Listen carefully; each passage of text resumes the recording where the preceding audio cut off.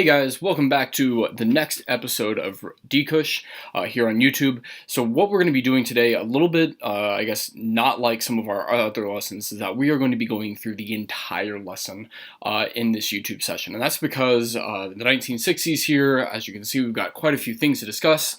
The presidential campaigns, economic crashes, and then finally, Watergate. Okay. However, I will tell you, unless you're looking at this video to do the mini lesson, please attempt to do some of the early activities on your own, so that way I'm not spoiling the learning for you. I do want you to try to struggle with that yourself, and then attempt to kind of establish your own understanding before you come and check it here. Okay? So again, just make sure that you don't watch, I guess, the first half of this until you've made an attempt at it.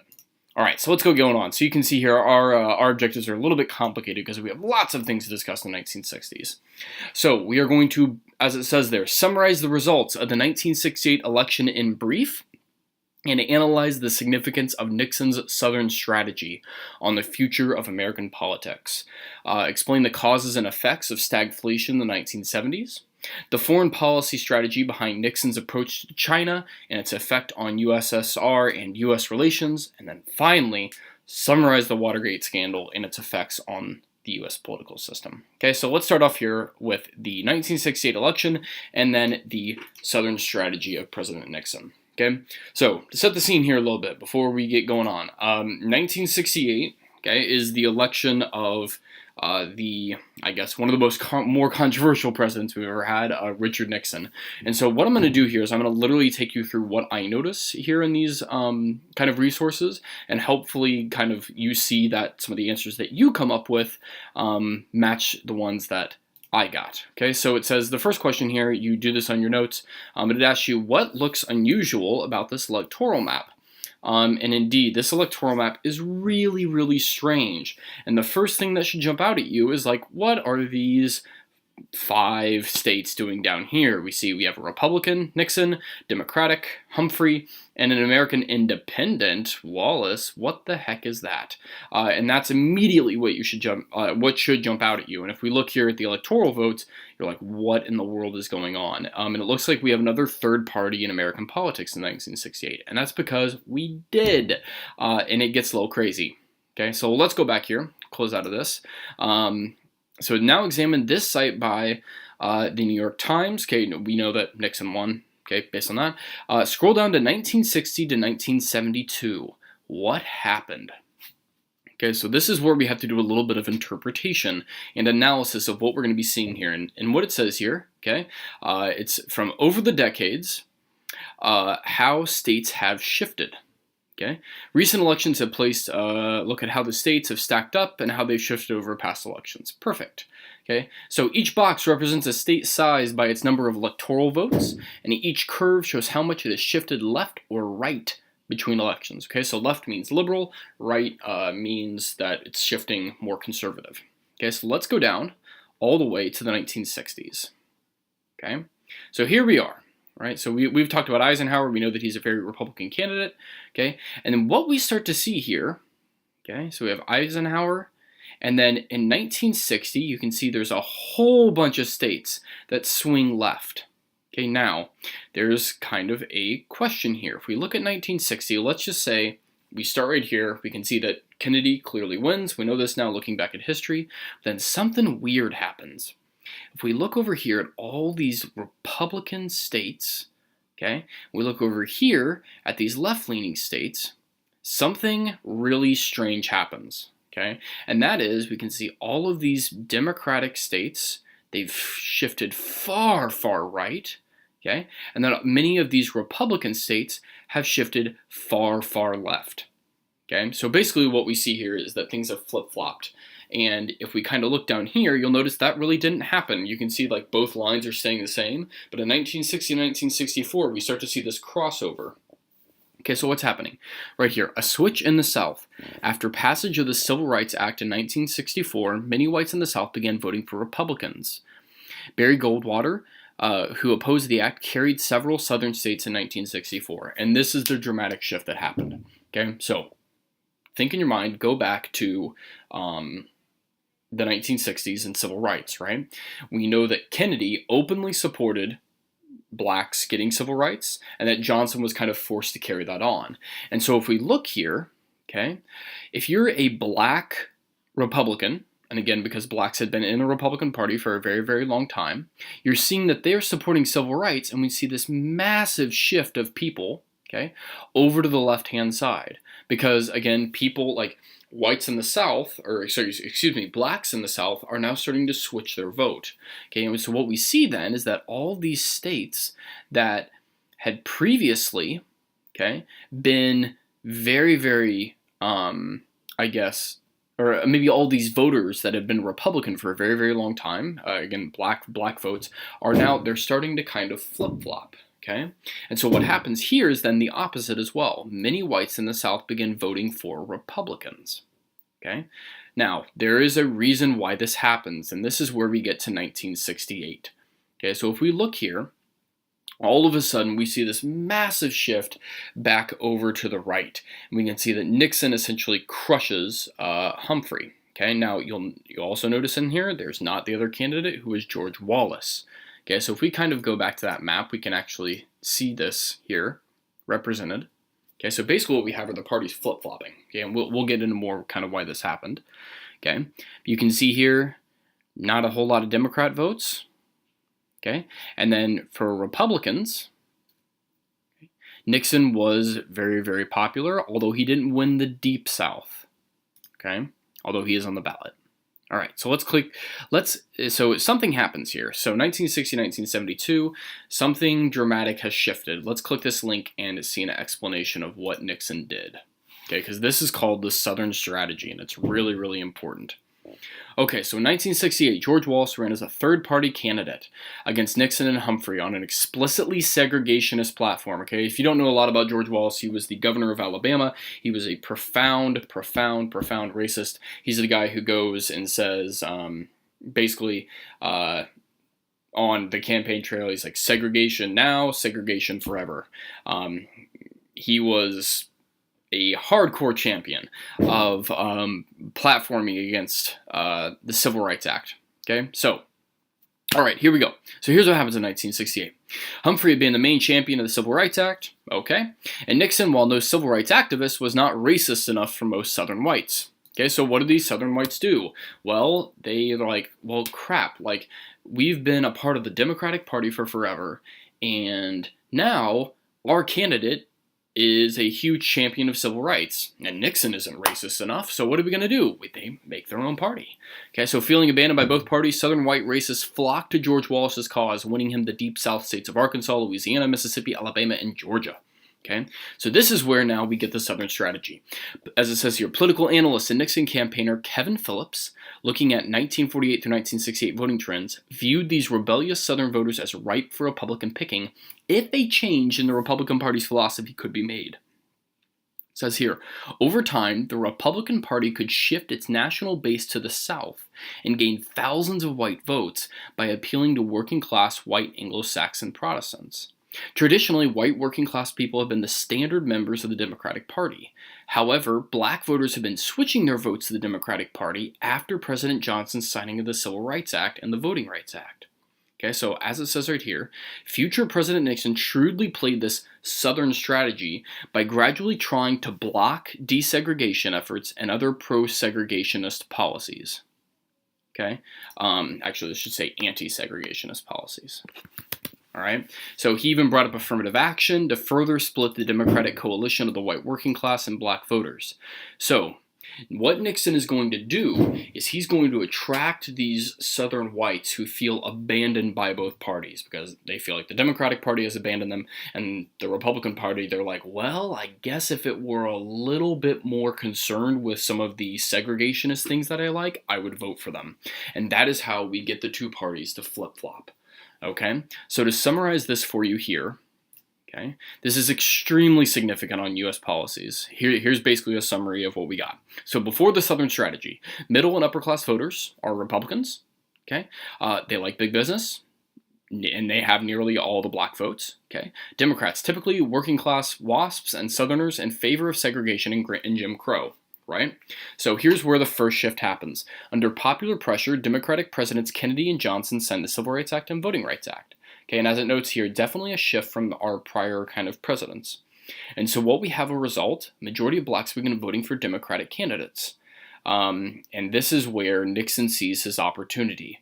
Okay, so for those WASP voters and Southerners who like segregation, he slowly begins to advocate and implement kind of policies to attract Southern Democrats, but he's not as racist as George Wallace voters would like. However, he gets these Democrats to, over time, become part of the Republican Party. And that's hence like why today Republicans are generally, I guess, less inclined to work on issues like voter rights and, racial equality. Okay? Now, if you can hopefully understand how that shift happened, this has huge basically implications for today's politics. And it's really, really important. Okay, so hopefully now that kind of answered, you can check and see if you got that correct. Explain the causes and effects of stagflation in the 1970s. Alrighty, stagflation. I'm just going to go here to the short text. This is from historians Tyndall and Shai that I adapted for you guys. Okay, so stagflation. Alright, now, okay, in an economy, there are two problems and two things that you never want. Okay, well, I shouldn't say never want, but you don't want the extremes of them. Okay, you don't want a recession, which means that people aren't buying things. Okay, and then you also don't want what's called hyperinflation, which means that money just becomes like less and less and less and less worth. Okay, or that prices rise. Okay, so as it says, the Nixon years was a floundering economy. And this is something that during the Nixon years, the economy really starts to struggle. Okay, so what were the causes of this? Let's go ahead and look here. Major domestic development during the Nixon years was a floundering economy. Overheated by the expense of the Vietnam War, the annual inflation rate began to rise. Okay, so whenever you spend money, prices increase. So that should be one of your first causes. Okay, it talks 9%, 12%, stocks are falling. Okay, meanwhile, unemployment, at a low of 3.3% when Nixon took office, climbed to 6% and threatened to keep rising. Okay, now, this is, like, in terms of economics, okay, normally what economists have believed, traditional economists have believed, is that an economy at any given time is either dealing with either inflation or recession. Okay, so inflation and unemployment, essentially, okay, those two things should never go up at the same time. However, in the 1970s, that's exactly what seemed to be happening.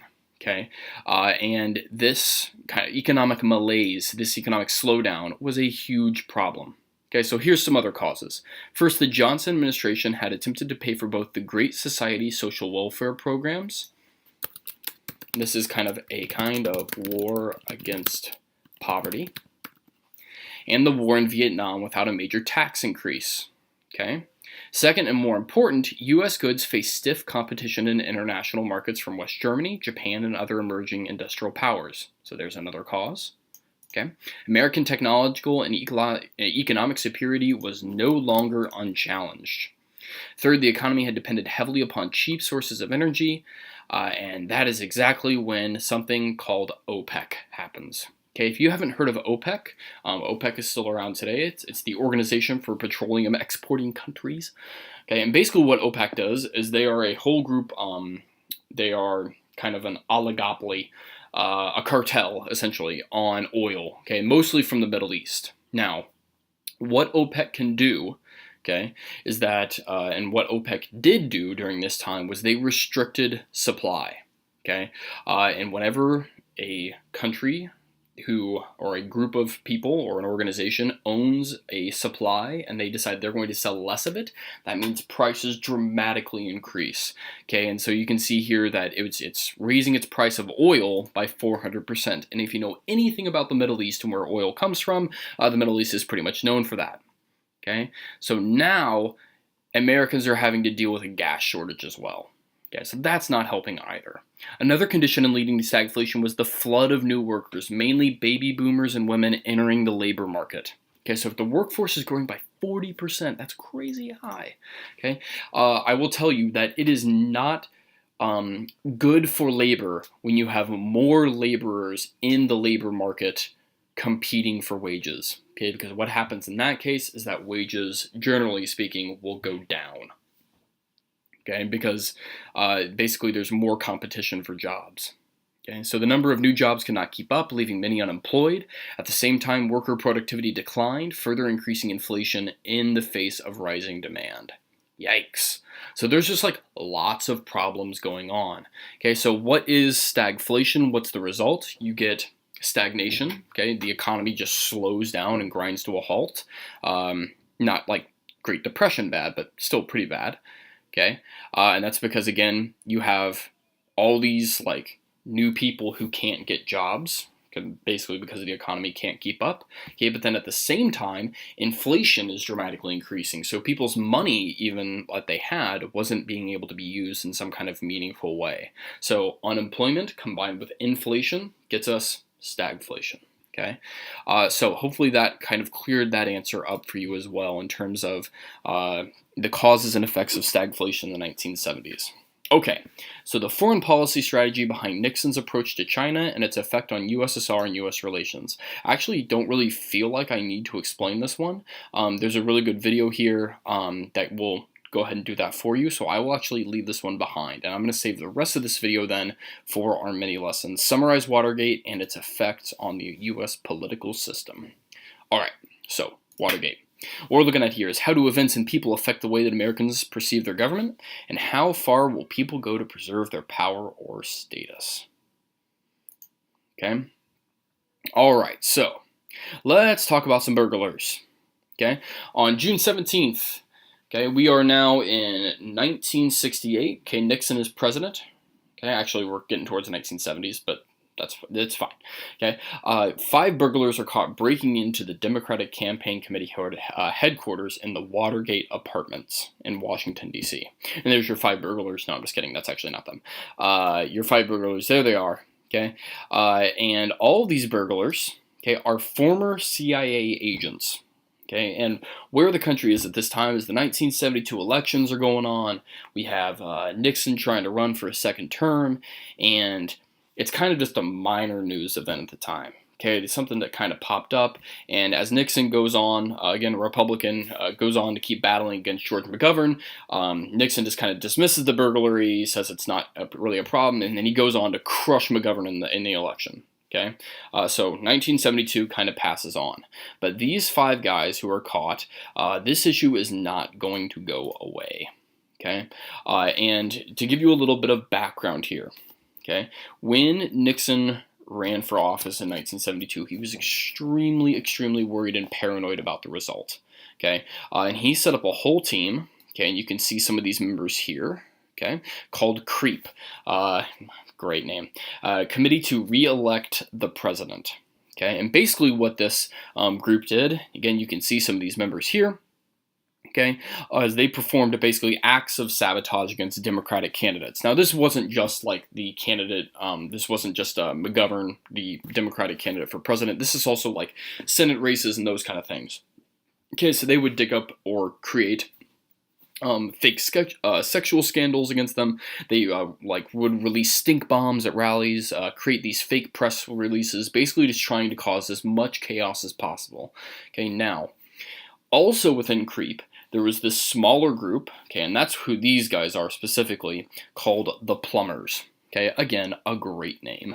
And these guys were basically their sole mission for Nixon was to investigate leaks that were happening from the White House that could be harmful to the president. Okay, so what these guys did is they would go and tap other White House members' phones. They would blackmail attorneys or other people who were associated with the White House. For example, like there were a couple of New York Times reporters, and we learned this about the Vietnam War, that when Nixon's bombing of an invasion of Cambodia was discovered, that those reporters were threatened and had quite a few members of the Plumbers after them. Okay, because again, they were trying to hunt down these leaks that could be harmful to the president. Okay, so that's what's going on kind of behind the scenes here. And so then, now things start to happen a little bit. Okay, so when this Watergate break-in happens and these former CIA agents are caught, obviously there's going to be some kind of investigation. Elections are a pretty big deal in the United States, and obviously trying to preserve the sanctity of them is a pretty serious thing. Okay, so more about creep and the plumber starts to get uncovered, and pressure starts to build. Okay, now from what we know today, Nixon probably did not order the Watergate incident to happen. Okay, so he probably wasn't involved. However, as things start to heat up with this investigation, Nixon starts to use his presidential power to kind of slow the progress of that investigation. Okay, now this would lead to what eventually would become charges of obstruction of justice. Okay, so for example, what are the things that Nixon do? The White House gives legal and monetary assistance to the burglars to buy their silence. Okay, basically either bribes or blackmail. Okay, they paid for lawyers for them, etc., etc. Nixon even tells the FBI to not investigate. Okay, he even talks about using the CIA to block the Justice Department from investigating the whole break-in and that whole scenario. Okay, now if you don't know how the Justice Department is supposed to work, it's not controlled by the president. It shouldn't be, and he is talking about using basically secret or overseas intelligence agencies to stop an investigation here in the United States. Okay, now at this time, okay, as pressure is starting to mount, people are realizing like, oh, somehow Nixon's involved in this, and like we need to start, and keep digging. News breaks that Nixon kept tapes. Okay, of all of the conversations that happened within the Oval Office. And again, this is because he's kind of a paranoid guy and he wants to like be aware of all the different things that are going on there. And when those tapes, the news of them comes out, it's ordered that he turn the tapes over to investigators. And when he does so, they do give them the tapes, but there's 18 minutes of some of the tapes that have been cut out. Okay, and so people are like, oh God, like there's something in there. Nixon's done something. He's trying to cover up the investigation. And all of a sudden you start to hear in Congress, all right, articles of impeachment happening. We're going to impeach the president. And at that point, Nixon resigns. Okay, and this is a hugely, I guess, complicated and impactful moment in U.S. politics, because for the first time we have a U.S. president who almost not only gets impeached, which almost certainly would have happened in this case, but then he resigns. So this is now where a couple of very important effects happen. Okay, number one, Congress is going to do a whole bunch of restrictions on presidential power at this time. Okay, something called the War Powers Act, which is basically the anti-Johnson bill, basically saying that the president has basically any time he commits troops, he has 48 hours to let Congress know. Then also something called the Freedom of Information Act. The Freedom of Information Act is really important. You can even use this today to request documents from the government. Okay, again, kind of transparency here is kind of the whole motto. Then raises public cynicism of government and erodes public confidence of national leaders, even more than Vietnam already did. And this is something that today, I think Congress has something like a 10% approval rate or something like that. A lot of Americans hate their government and they think they're corrupt and, I guess, not there for the American people. And this is because of things like Watergate. Okay. Now, if you want to know what happens to Nixon after he resigns, he actually gets pardoned by his Vice President Gerald Ford, who you can see here in the background, having to testify as to why he did that to Nixon. Now, if you get pardoned, that means you didn't commit a crime, and then Nixon doesn't go to jail. Okay, but what Ford said is that he said that the country just had to move on from the whole Watergate scene. We don't think, at least, there's no evidence that Ford was involved in this. He just wanted to kind of get the country moving on to a new point. Okay, so go ahead and complete this exit ticket. 3 things you learn, 2 questions you have, 1 connection that you can make from past to present, and this has been an incredibly long recording, so at that moment, or at this time, I'm going to go ahead and end this mini lesson. So, until next time, I'll see you later. Bye-bye.